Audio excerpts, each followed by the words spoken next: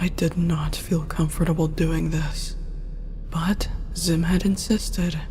Even on his knees at one point, he begged me. He wanted another trial. Not another existence evaluation. Those were no more. I was never going to let another Urkin be killed for being defective. I was never going to have another Urkin killed for any reason, even if they seemed to deserve it.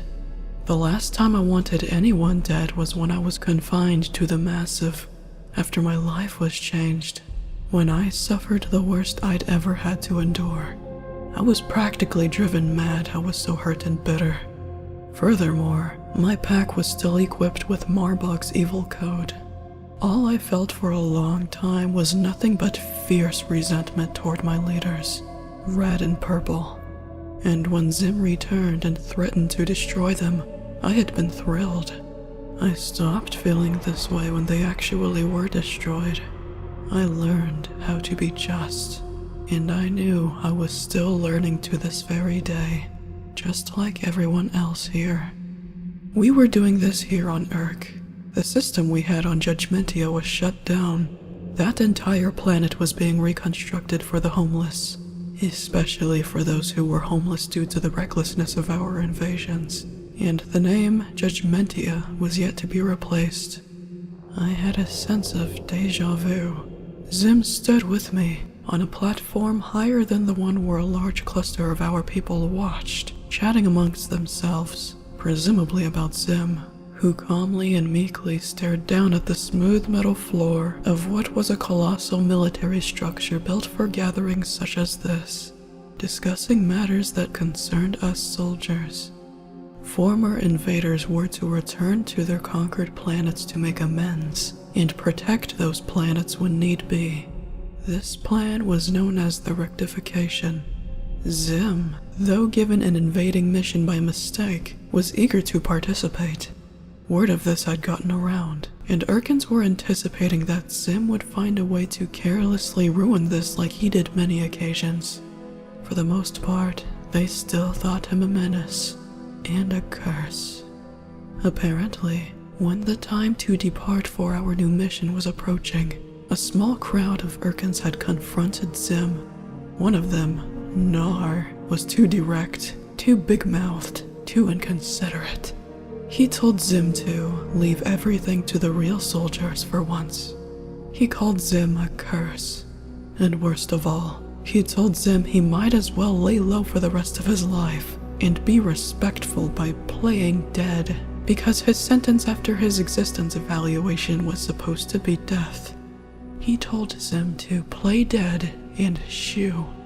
Gur was also at the scene, and he retorted, defending his master, thankfully without becoming violent.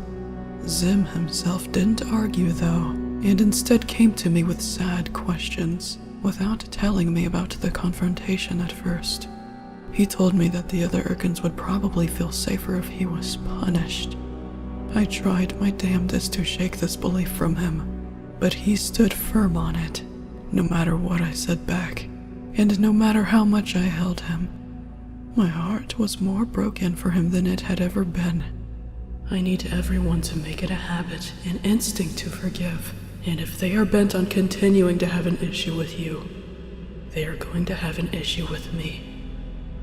This was something I had said to Zim during his first personal visit with me in my tower, and of course, it was true. Very slowly, I bared my teeth and glared in Nar's direction, which was enough to silence half the audience.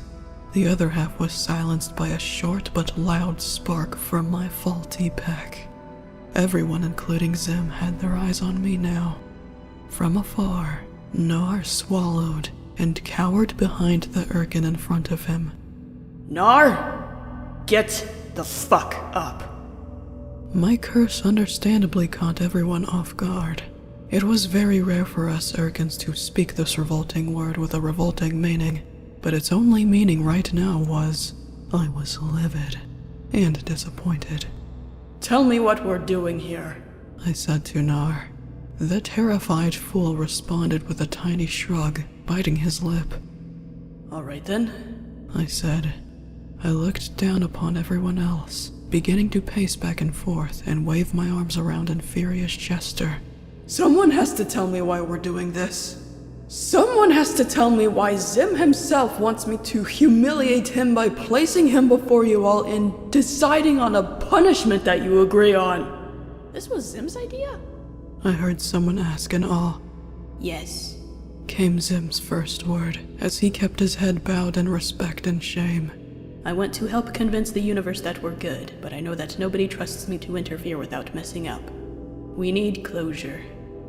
Zim wishes to pay for everything he did to inconvenience those he's affected.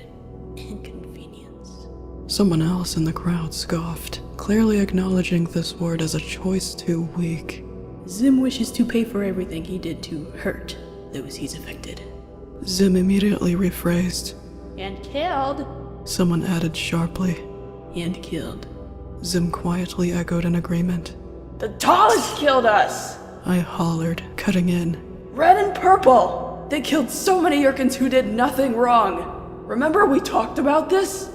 Zim turned his head very slightly in my direction, eyes still to the floor. My Empress, I still hurt. I still killed. With all due respect, reminding us how much more someone else has done it isn't an appropriate defense. It doesn't clean my own slate. Zim still did things. Zim is still guilty. You're a defective, I desperately croaked. You're ill! I can't punish someone for that. Zim is still guilty. You were cast out for not knowing better. You didn't know better. Zim is still guilty. That's not... No excuse or reason will ever be good enough, my Empress, no matter how good it is. It matters not what possessed Zim to do these things. Zim was still who did them. Zim still destroyed and hurt. Zim is still guilty. We were going in circles about this, just like back at my tower the other day. I had my arms up, facing outward.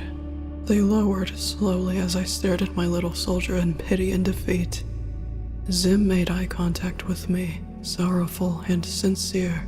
Empresses, you changed my life more than the downgrade. He faced me. You're so... His voice shook with emotion. I will never, ever forget the first time you told me to come here. When you first held me and spoke to me the way you spoke to me, while you held me after you said, "Come here," I was a stranger to these strong, gripping feelings I got. And you listened to me, held me some more. You worried about me. You told me to live. I wanted that kind of love so bad without ever realizing it until then. It's heaven to me. You loving me so much and protecting me. I would never take it for granted. And I hate turning any of it down. But sis, you don't have to spare my feelings by completely defending my actions. We both know how horrible it was that I killed Red and Purple. We both know it was too wrong. And we both know that they were just as capable of changing like the rest of us were. I still think I killed two friends. You don't have to try making me feel better by saying they probably weren't good enough anyway. I know you don't really mean that. I silently stared back at this humble little soldier, defending the two Urkins he killed. He knew what he was talking about. I couldn't tell him he was wrong and deny support for his integrity. I had to influence it further. I had to be genuine and responsible myself. For a few years, I helped Zim battle his guilt and shame, afraid that it would keep destroying him inside. I failed the last time he visited me in my tower, and I knew why now. Zim was strong enough to live with and own up to his mistakes peacefully, without spiraling into a state of depression so heavy that it triggered suicidal ideation. Though I was scared of convincing myself that this was the case and letting my guard down, I respectfully replied, "You're right, Zim. You're right, I was aware that there was something wrong with how I said that then, 3 years ago. And I suppose it is true that I've been sheltering you too much from the blame for everything. I'm sorry. Your spirit was just so broken. I was determined to restore it however I could. I know I said some wrong things trying to do that. And you don't have to protect me from being disciplined. Zim gently said. I know I need it. Squinting in anguish, I shook my head, but not in refusal. All right, Zim. I completely understand. I did say that I would keep things as fair as possible. And I won't deny that you've done a lot. Personally, though, for what it's worth, I still believe you've suffered enough. I'm talking about a formal punishment. Zim said kindly. I quickly nodded. Yes, right. That's what I assumed. You haven't paid for your crimes legally at all. No, well... Zim thought aloud. I was dragged back to Food Courtia, but only for a bit. You can be banished there again! Someone suggested too enthusiastically. Erkins murmured in agreement. And how bad was that? I hesitantly asked Zim. It was miserable! Zim exclaimed. Sizzlor really let me have it. He even made me dance in a costume filled with sizzling hot grease. Yes! My Empress, you should banish me to Food Courtia and let me stay there for one great food night. Enough! I warned darkly, after I silenced Zim with a stamp of my boot.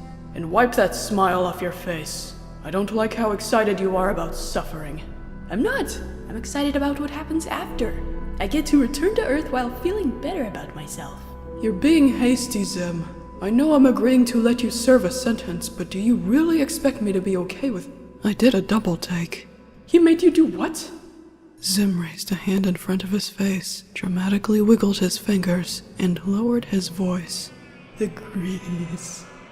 I raised a brow. I don't think I trust this Sizzlor fellow to be in charge of you.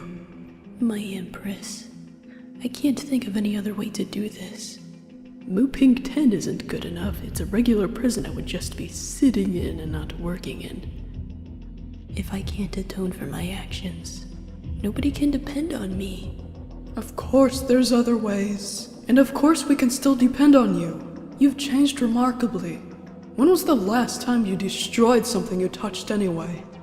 The cab I was trying to stop caught fire after it hit me and crashed into a nacho place just a few months ago. Alright, fair. But that wasn't nearly as devastating as a worldwide blackout, and nobody was injured except for you. I doubt you'll jeopardize the rectification. How would you do that? Destroy the universe? Said someone from the crowd of conflicted Erkins. I scoffed and rolled my eyes. Zim shrugged. I birthed a Florbus. I won't say it's impossible for my corrupt datapath to make me do something worse. A former invader named Ten stood up on her pack legs to get our attention. Your corrupt datapath. Your defect is the reason why your pack brain goes haywire and doesn't register everything clearly at times. She politely summarized. She briefly gestured to Scooge, who was not far from her. Like Scooge said a long time ago, it can't be your fault if you were just born like this. It was the, whatever it's called, the machine that gives Smeets new packs. And I honestly think it's useless punishing you if it's not going to fix you. There's still bound to be more occurrences, so what's the point? I smiled appreciatively at Ten. What if that wasn't a new pack? An Erkin by the name of Garfy said in wonder. In heavy awe, everyone seemed to take this into consideration. I did too. 1/4 of the population had recycled packs from previously living Erkins. Recovered packs that reverted back to Smeet's size after death. Maybe it broke before... Scooge faltered. I looked to Zim, who appeared to be fascinated yet uneasy with this epiphany. I then averted my gaze to 2 control brains that had been hovering above us this entire time, waiting to speak when spoken to. There's a way to find this out, isn't there? I inquired. Correct. The 2 brains said in unison. Zim's widening eyes looked up at them. What? There's a way to find out what happened to Zim's pack? I don't think that's what they mean, I said. We can probably find out if it's recycled, but... Recycled packs have saved memories from their previous owners. The control brains informed. They can only be accessed through our data cables. Zim quickly stepped forward with a serious, earnest expression.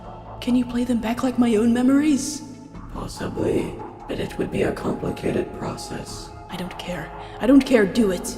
It has never been done before and is not recommended. Zim will be the first! Zim raised his voice immediately, first throwing his tight fists behind him, then turning, arching his back to present his pack to the control brains. Do it. Do it now, Zim. I addressed my little soldier in a low, concerned, warning tone. Before and after the downgrade, Zim was known to be overzealous to a fault. Eager, reckless, and determined, usually ignoring anyone who tried to shake him away from his goals. But he didn't ignore me. Zim isn't easy to kill, my Empress, he confidently said. Zim can handle this. All of Urk wants to know what's wrong with me, and so do I. I felt sick to my spooch. It's... no. It's not worth it.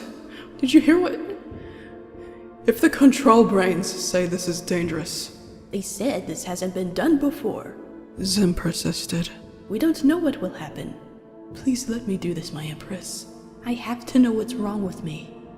I couldn't keep the tremor out of my voice when I asked, "What if this does kill you?" Zim glared sadly. Then take care of Gur for me. This left me speechless, with my hand over my mouth. Zim lightly took my other hand and dropped to his knees. Sis, please. If this doesn't kill me, which I'm sure it won't, this could be the answer to everything. If we discover what the problem is, maybe we can fix it. Maybe I can live a normal, curse-free Urkin. This was what slowly convinced me. After a minute of pacing in distress with my eyes shut, I reluctantly and regretfully uttered, loud enough for the control brains to hear, "Very well." Zim gave a thankful bow and warmly looked me in the eyes one last time before turning his attention back to the control brains. He pointed at them. You see? Permission granted. Give me the wires. Look deep inside the stupid pack of Zim. Acting upon my say-so, the brains obeyed, driving their data-reading cables into the side doors of Zim's pack, and a thicker one I'd never seen into the middle. My pulse quickened. I wanted to take back what I said. Zim was risking his life. Wait. I heard Scooge say in concern, but it was too late for anyone to speak out. The control brains were at work.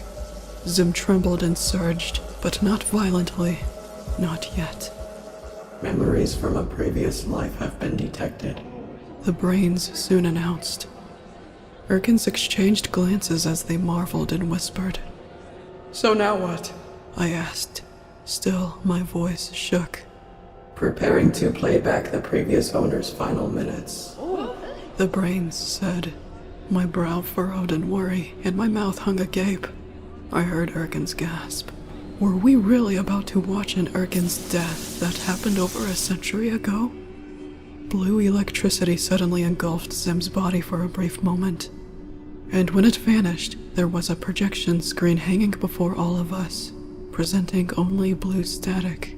Zim was now standing upright, his back and antennae stiff.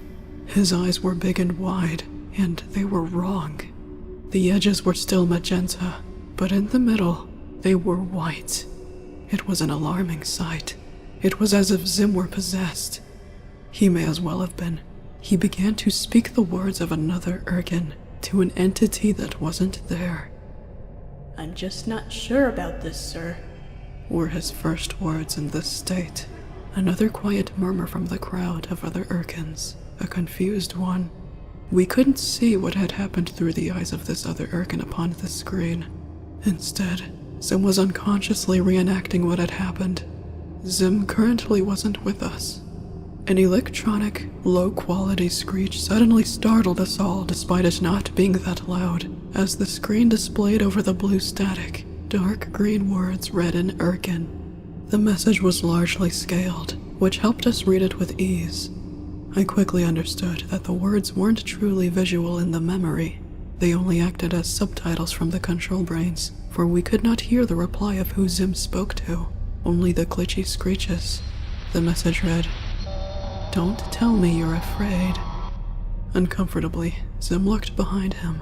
When he turned back, he furrowed his brow and said seriously, This is a mistake. Another screech. Saving our people is not a mistake.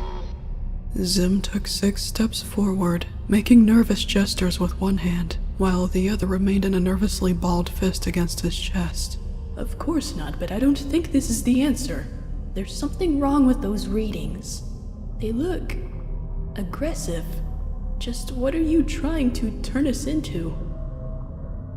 No screech responded, and no words appeared. But something obviously happened, because Zim cowered a little, grimacing in fright. Sir, please don't look at me that way. I know you weren't this disturbed before. You're a great guy. We then learned the name of who had Zim's pack before Zim. No, Bio, I wasn't great before. If I was, Vikriga wouldn't be dead. But once I established this, when what I'm thinking is installed into everyone's packs, we'll all be great. I furrowed my brow, beginning to suspect something. Wait, but what do you think? These motives? It's reckless and unhealthy. Zim, or rather, Bio, tried to reason. Please, sir, hear me out. You must reconsider this. Please. There's something wrong with you. You're not thinking this through. This isn't greatness, it's something else. Evil and ugly. Horrible. This is only another danger. I am saving us. Saving us? Installing your passion to be what you call great into all of our packs. That's trapping us. You're just spreading the pain you're in and nothing more. The universe will see how foolish and power-hungry we've become, and then The universe will see how strong we are, and we'll be safe for the rest of eternity. this isn't going to keep us safe. This kind of control will lead to more war and death. This is madness! If it's true, let there be war and death. Let there be fucking madness. It sounds exciting. The expression of terror that Zim then had was incredibly chilling. The sickened, hysterical stutters that followed made it even more so. I can't do this. I refuse to be the first. No, I refuse to let this happen at all. Frantic anger joined Bio's fear. He pointed. I'm going to tell everyone what you just said to me. Every word. You're a crazed fool. Vikriga wouldn't want this to happen. She'd be horrified by what you've become, Marbog. I couldn't have been the only one whose gut churned. The crowd of Urgans emitted an outcry of dismay upon hearing the name of who Zim had been arguing with as Bio. That look of terror returned as Zim backed away. His eyes bulged, and his hands flat out in front of his chest, as if silently pleading for the non-existent Marbog to keep his distance and calm down. The old leader must have had a look as menacing as the one Zim had given me right after we met. I assumed this because, obviously, Marbog was driven mad with grief, and Zim, Bio, was scared of him for that. Zim suddenly made a break for it, uttering a squeak in between his quick breaths. Reflexively, I was about to grab him to prevent him from running into something or pulling the cables, but I didn't need to. He collapsed with a yell, in a way as if he was tackled. He pushed himself very slightly off the floor, but he still failed to climb to his knees even. He dropped back down. His nails scraped at the floor. It looked as though Bio had been pinned by a force I could only assume was Marbog. I had always thought Marbog to be as hefty as he was tall. I wanted to help, but what good would it do? Would it really be help? Or would I actually be hurting Zim by disrupting this? What would be safer? Letting the scene replay, or telling the control brains to end it prematurely? I was so worried about Zim, I almost missed the next words on the screen. It's unfortunate how naive you are, Bio. Hold still. Zim bellowed, continuing to writhe. No! No! I won't be controlled! You're turning us into monsters! I have to tell. He let out a choked gasp as he shot up to his hands and knees, then stumbled to his feet as his head whipped back. I thought I saw a little spark spit from his pack. I softly cried out through the hand that was once again over my mouth. I knew something horrible was happening. I watched Zim lightly convulse in that odd standing position. I watched him struggle for breath as his mouth gaped open. His expression still pained, but more vacuous, as if he were being brainwashed and broken, and as if he were dying. This had to have been the moment. I came to the conclusion that Marbach had installed the code by force, and that Bio was malfunctioning. I hoped that Zim wasn't. More words appeared, and another screech sounded through our antennae, the most furious one by far. Perhaps this was due to Bio's stress, and or the strain being brought upon his pack, or it was currently happening to Zim, or maybe the pain of both Urkins were intensifying the distorted screeches. Pity. It seems the code has difficulty downloading when there's defiance. Well, now I know. Anyone who refuses needs to be disposed of. What a waste. The fight lost from his demeanor. Zim gasped and pleaded through weak slurs. God. Oh, God. Garwin! He blinked, noticing something or someone from afar, and finding just over a modicum of the frantic energy he'd lost. He lurched a little, reaching out to the something or someone. Another screech, but the text was blue. Master? Presumably Bio's Sur unit arriving at the scene. Garwin, don't! Zim warned. Get away from here, he's crazy! He'll get you too! He wants it. If I hadn't known better, I would have thought the scream that followed was, not technically, but physically from another Urkin, or from another creature. Never had I heard Zim's voice so shrill. This was something too traumatic to let continue. I was about to demand the playback be stopped, but I was too late.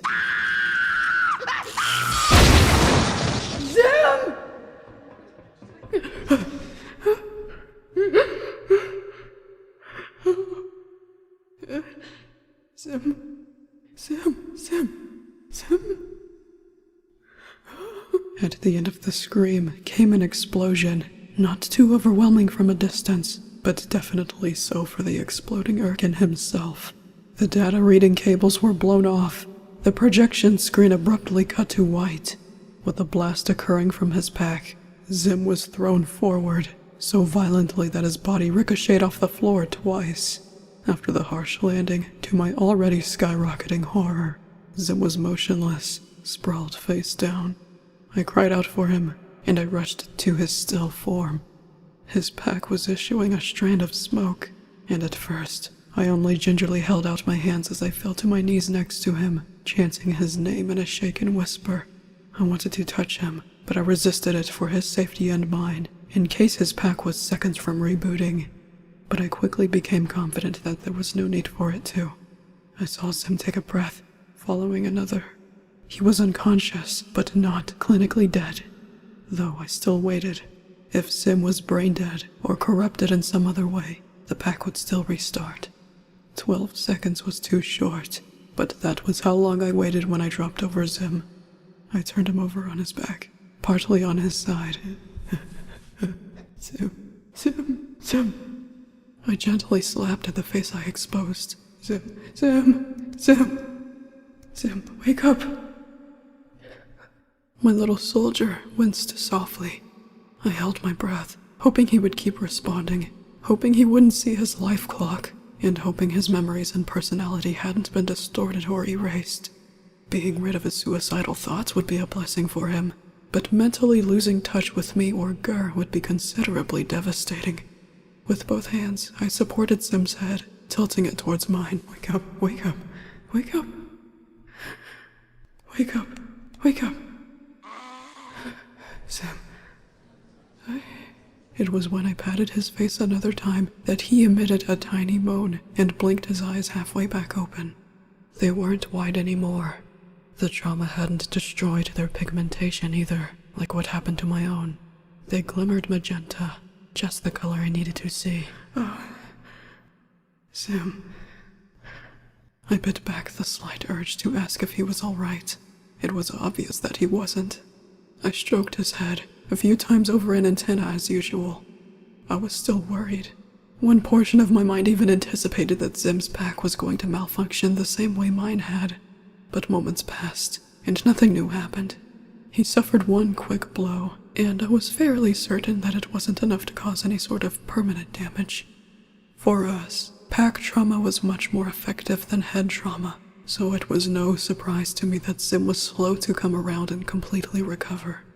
For half a minute, he made no attempt to get up, and only looked back at me wearily. When he did move, he quietly choked out in pain. I couldn't stand the sound he made. I couldn't stand any of this. I couldn't stand that this was even happening. I carefully took hold of him in both of my arms and helped him sit upright. He leaned on me. He was quietly hyperventilating. He was shaking. I heard his teeth clicking rapidly. Anxiously, my voice broke. Zim? Zim, easy, easy. I would not let go of him. Not until he wanted me to. Not until he was stable. The look in his eyes, this 2,000-yard stare told me that the playback was one of his worst experiences. Traumatizing and painful. And there was no blaming him for that. No other part of us was more personal than the pack. Even though he hadn't known what was being seen or heard outside of his disoriented mind. Even though he hadn't been able to comprehend it like the rest of us. Zim was having so much difficulty shaking off what happened. I thought about the last scream. That scream was just horrible. Zim had stared in the face of danger, valiantly demanding the playback of his final moments as B.O. be let known to the Urkins that doubted his remorse. With the mannerisms we were all too familiar with, Zim yelled and pointed at the control brains much like he always did with everyone who tried to stop him from having what he wanted. Loud, proud, stubborn, and oblivious, with a buggy expression, teeth and tongue baring with every syllable, and with a crazed and passionate smirk when he seemed to trust that he was almost invincible. This was the original Zim we all knew, but not driven by vanity. It pained me to see that courage torn so violently from his soul in a moment's notice. Not 5 minutes later, he was back to being quiet and scared, now delirious and in pain, trembling in my embrace. "Do you remember me?" I softly inquired. Zim replied in a feeble stutter. Sis. And do you know who you are? I am Zim. I am Zim. I am Zim. Zim. All right. Breathe easy. It's over. I tenderly massaged Zim's shoulder as I continued to do what I always did. Hold him close. He followed my instruction, inhaling and exhaling as steadily as he could. I was heartbroken by how long and hard he was shaking against me, but thankful that I was getting a movement at all. What happened? Zim finally inquired. I cringed sadly. Oh, Zim. I think we just figured out why you're defective. What did I do this time? Zim said in a monotone. I squeezed him tighter. No. No.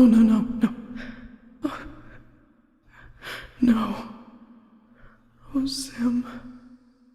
You wanted to save us. Zim didn't ask for details. He didn't seem to feel like it at the moment. I indignantly said to the silent crowd without looking, "That does it. We're done here." But we weren't just yet. I remembered why we were gathered here in the first place. It still wasn't decided how Zim should pay for the trouble he caused. We were here in this room to satisfy the Urkins that would rather have Zim play dead than be around him. and the alternate scenario in which Zim could have been dead from what had just happened, just for the sake of everyone's closure and understanding, threatened to make my pack sputter out of control. And I lectured to anyone in this room who had refused to be civil towards Zim after the downgrade. I wanted a fresh start. And a fresh start means we have to stop holding stubborn grudges.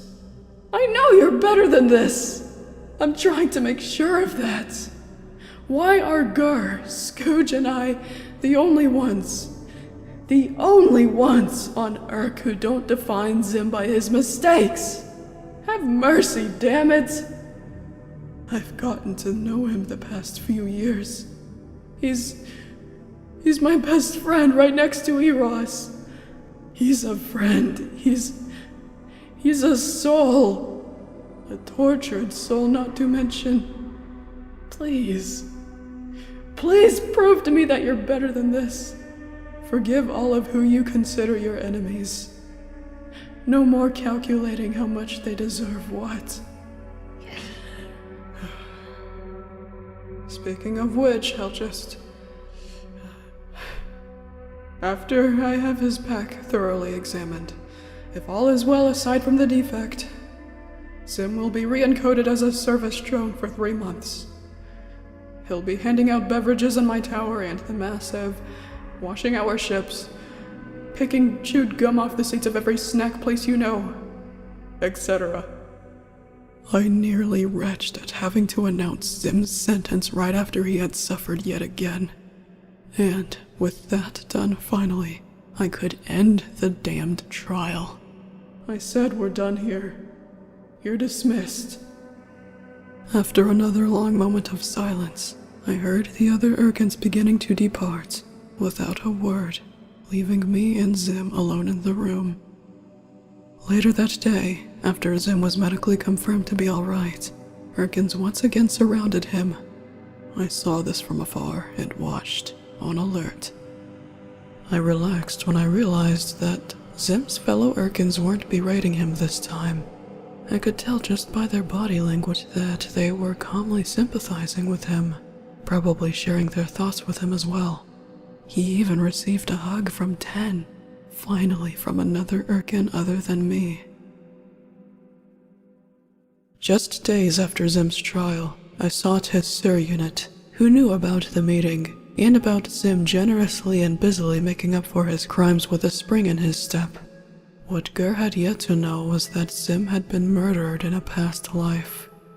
At the nacho place Zim had mentioned before, little Gur was socializing with 3 other Sirs, and was in a mess. Hi, Princess! Gur squealed, sending globs of cheese jetting in every direction as he waved at me. "Hello there," I said. My smile must have been too small, for Gur's fell. He left a trail of cheesy footprints behind him as he toddled in front of me and hummed questioningly. The other 3 Sirs followed his lead, surrounding me with visible concern and interest in their eyes. "I'm sorry to interrupt, Gur," I apologized. "I just need to speak with you. It might be important." Okie dokie! Gur accepted with a jolly grin before he followed me outside. The other Sirs understood that the matter was private, so they stayed behind. "Little Gur, I knelt down, solemnly looking into the Sir's bright blue eyes. Do you remember anything before your time with Zim?" Gur tilted his head at the question. He then pondered it in a goofy manner, mumbling and changing position every single second as his scrunched face displayed just how hard he had to think. He abruptly gave up and replied with his arms outstretched. I really don't. I pursed my lips, half of me amused and the other half of me troubled. Well, I was thinking, your Sur unit brain is a mix of more than one. Could that be the same case with your name? Is your name Sur and something else? Gur nodded, stopped, looked away, then looked back and replaced his nod with a shrug. I may have an idea of where the G comes from, I said. Goulash? Gur guessed, leaning forward. Not quite. Does Gerwin sound familiar? As if it did, Gur gasped, but an instant later, he stuck his tongue out and shook his head. This was likely for the best if the theory I had in mind was correct. I softly smiled back at what was possibly half of Bio's old Sir unit. I would let him finish exhausting himself for the day before I made him fret about his exploding master. I thought about how marvelous it would be if Bio and Gerwin had unknowingly reunited a century and a half later.